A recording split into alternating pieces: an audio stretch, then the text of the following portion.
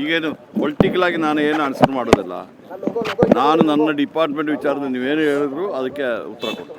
Department ಸಚಿವರಾಗಿ ಸರಿ sir, but ಒಬ್ಬರು ಕಾಂಗ್ರೆಸ್ ಪಕ್ಷದ ಕಾರ್ಯಕರ್ತರಾಗಿ ನಾಯಕರಾಗಿ ಅದನ್ನು ಇಲ್ಲ, ಕಾಂಗ್ರೆಸ್ ಪಕ್ಷದವರು ಕೆಲವರಿಗೆ ರೆಸ್ಪಾನ್ಸಿಬಿಲಿಟಿ ಕೊಟ್ಟಿದ್ದಾರೆ. ಅಲ್ಲಿ ಅಧ್ಯಕ್ಷರು ಇರ್ತಾರೆ, ಚೀಫ್ ಮಿನಿಸ್ಟರ್ ಇರ್ತಾರೆ, ಬೇರೆ ಬೇರೆ ಸ್ಪೋಕ್ಸ್ ಪರ್ಸನ್ಸ್ ಇರ್ತಾರೆ, ಮತ್ತೆ ಅವ್ರಿಗೆಲ್ಲ ಅದು ಕೊಟ್ಟಿದ್ದಾರೆ. ಪವರ್ ಶೇರಿಂಗ್ ವಿಚಾರನೇ ರಾಜ್ಯ ರಾಜಕಾರಣದಲ್ಲಿ ಪ್ರಮುಖ ಆಗ್ತಾ ಇದೆ. ನಾನೊಂದೇ ಅಲ್ಲ, ಯಾರು ಹೇಳಿದಾರೆ ನಿಮಗೆ ಪವರ್ ಶೇರಿಂಗ್? ಹೈಕಮಾಂಡ್ ಅವ್ರು ಹೇಳಿದಾರಾ? ಮೊನ್ನೆನೂ CLP ಆಯಿತು, ಅಲ್ಲಿ ಏನು ಡಿಸ್ಕಷನೇ ಬರಲಿಲ್ಲ. ಇವ್ರದಲ್ಲ ನಮ್ಮ ಏನು ಆ ಥರದ್ದು ಇದೇ ಇಲ್ಲ. ಈಗೇನಾಗಿದೆ, ನಮ್ಮ BJP ಅವ್ರಿಗೇನೋ ಅವ್ರ ಪಾರ್ಟಿಯಲ್ಲಿ ಇದು ನಡೀತಾ ಇದೆ, ಗುದ್ದಾಟ ನಡೀತಾ ಇಲ್ಲ. ಇದು ಎಲ್ಲರೂ ಓಪನ್ ಆಗಿ ಹೇಳ್ತಿದ್ದಾರೆ. ಆಗ ಅವರು ಏನು ಮಾಡ್ತಿದ್ದಾರೆ, ಏನೋ ನಡೀತಾ ಇದೆ ಅಂತ ಹೇಳ್ಕೊಂಡು ನಿಮಗೂ ಸ್ವಲ್ಪ ಈ ಥರ ಎಲ್ಲ ಅಲ್ಲಿ ಹಂಗೆ ಇದೆ ಹಿಂಗೆ ಆಗಿದೆ. ನಾನು ಎಲ್ಲ ಕಡೆ ಹೇಳ್ತಾ ಇದ್ದೀನಿ. ಮೊದಲು ದೂರದರ್ಶನ ಇತ್ತಲ್ಲ, ಬೆಳಗ್ಗೆ ಒಂದು ನ್ಯೂಸು, ಮಧ್ಯಾಹ್ನ ಒಂದು ನ್ಯೂಸು, ಸಾಯಂಕಾಲ ಒಂದು ನ್ಯೂಸು, ಆಗ ನ್ಯೂಸ್ ಇರ್ತಿತ್ತು ನಿಮಗೆ. ಈ ಒಂದೊಂದು ಅವರಿಗೆ ನ್ಯೂಸ್ ಬಂದ ಮೇಲೆ ಬ್ರೇಕಿಂಗ್ ನ್ಯೂಸ್ ಬರಬೇಕಲ್ಲ.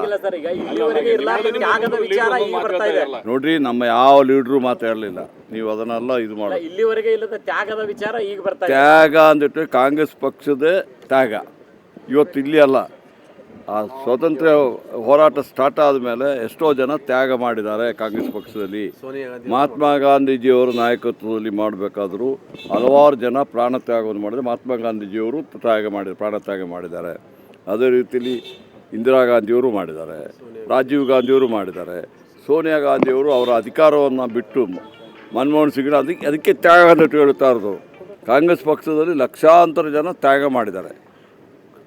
ಇದು ತಮ್ಮ ಸ್ವತಂತ್ರ ಹೋರಾಟದಲ್ಲಿ ನಾವು ಬ್ರಿಟಿಷರು ಹೋಗ್ತಾರೆ, ಅಧಿಕಾರಕ್ಕೆ ಬರ್ತಾರೆ, ಯಾರು ನೆನೆಸಿರಲಿಲ್ಲ.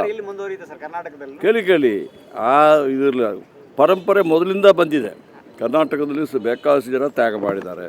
ಈಗ ನಮ್ಮಂಥವ್ರು ಕೆಲವರು MLAಗಳಾಗ್ಬೋದು, ಕೆಲವರು ಮಿನಿಸ್ಟ್ರುಗಳಾಗ್ಬೋದು. ನಮಗಿಂದ ಕಾಂಗ್ರೆಸ್ ಪಕ್ಷದಲ್ಲಿ ಕಾರ್ಯಕರ್ತರು ಎಲ್ಲರಿಗೂ ಅರ್ಹರು ಏನಿಲ್ಲದೆ ಇನ್ನೂ ಇದು ಅದು ಒಂದು ತ್ಯಾಗನೇ ಅಲ್ವಾ.